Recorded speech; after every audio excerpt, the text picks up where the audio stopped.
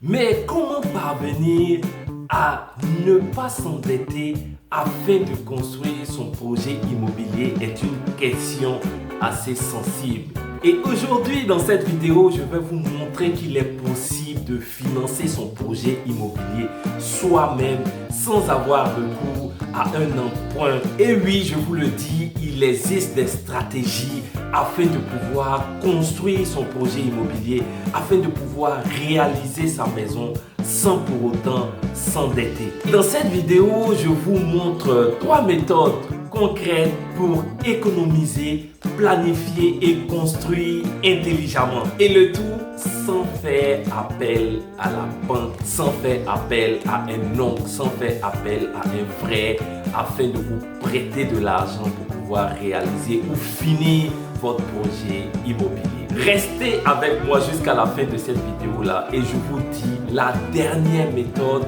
va vous permettre de transformer votre approche de la construction immobilière. Bonjour à tous, moi c'est Stéphane Kakou et si vous ne m'avez jamais vu sur cette chaîne, ici nous parlons d'immobilier et moi-même je suis multi-investisseur dans le secteur de l'immobilier en Côte d'Ivoire. Et ça tombe bien, en ce moment j'ai 4 villas duplex que je réalise à Bégerville, Annan. Ces 4 villas duplex sont sur le marché. En ce moment nous sommes à la dalle, nous sommes en train de couler la dalle et je vous invite à me contacter pour ceux qui cherchent un logement dans la zone de Bégerville, Annan.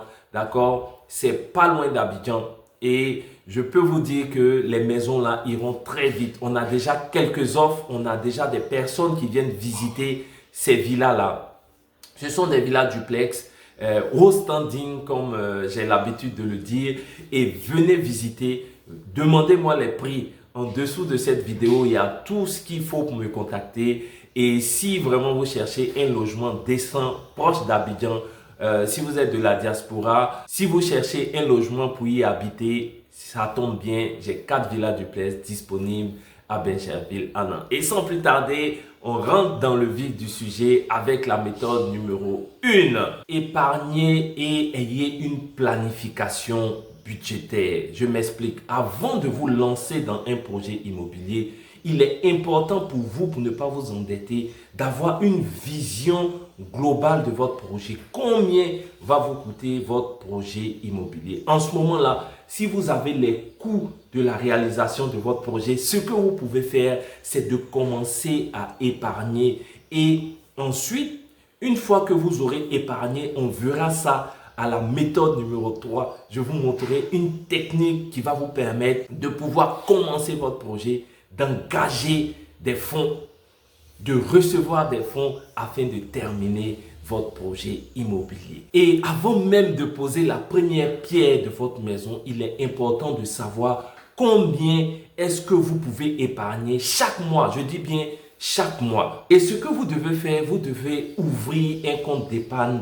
dédié à votre projet immobilier. Et sacrifiez-vous. On ne réalise pas quand on n'a pas les moyens.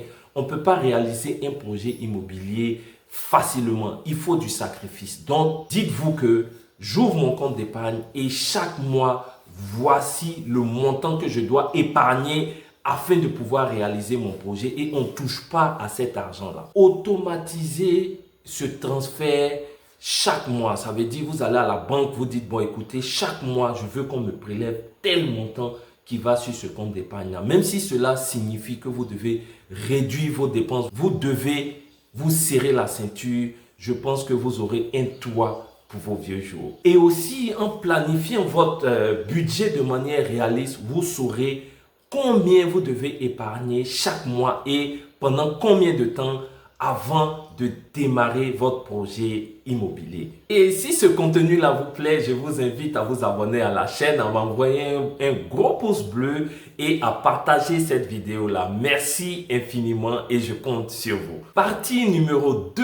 Construction modulaire et phase par phase. La deuxième étape consiste à adopter une stratégie de construction phase par phase. Je vous explique.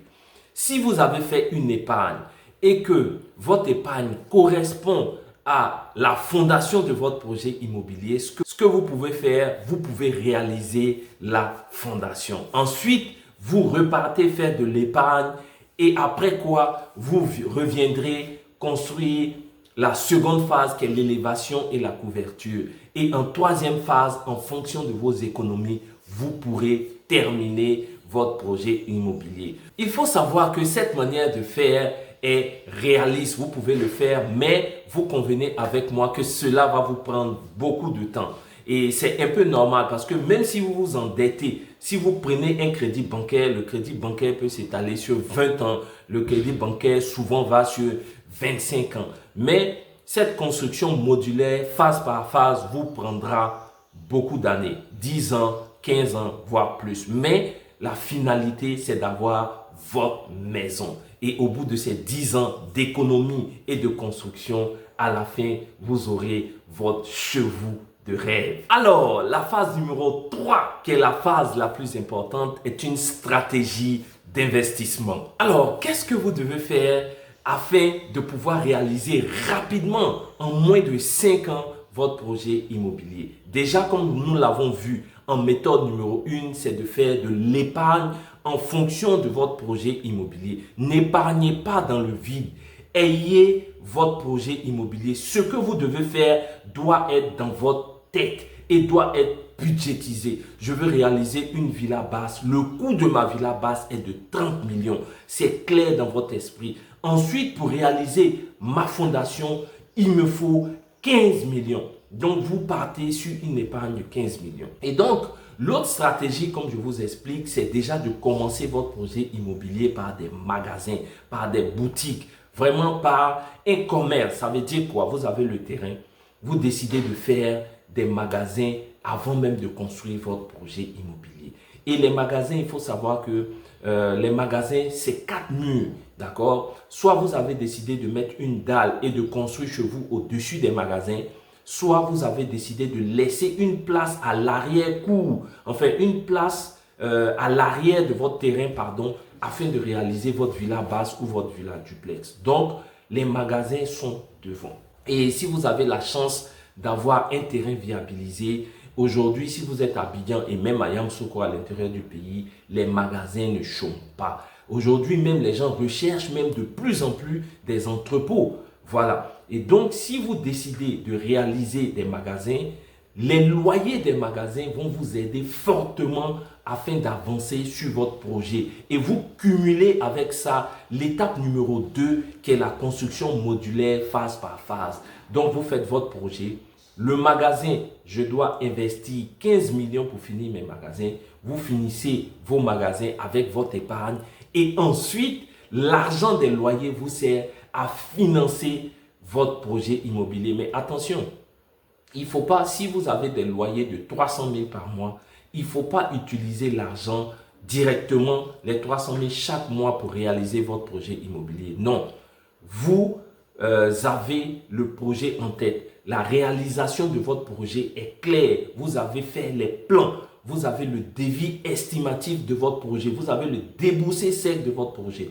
Et dans ce cas-là, ces 300 000, vous les épargnez afin de pouvoir avoir le montant de la fondation. C'est ce que j'appelle la construction modulaire. On va par étapes, 3 grandes étapes de construction.